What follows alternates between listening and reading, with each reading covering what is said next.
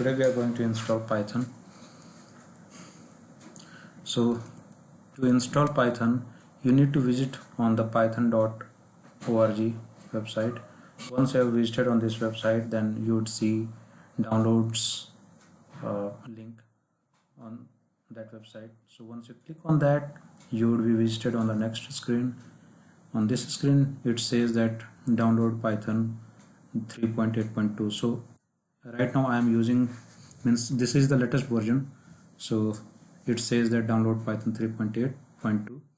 so this is for me. If you want to install some other version, then you can go and check some other version to install that. So click on that to install 3.8.2. once you have clicked, you would get an exe downloaded on your local system. Once you have downloaded that, then once you double click on that, you would see this screen. On that screen, just check this checkbox, and after that click on that install now. Once you have clicked on that install now, you would be there on the next screen saying that installing Python on your system.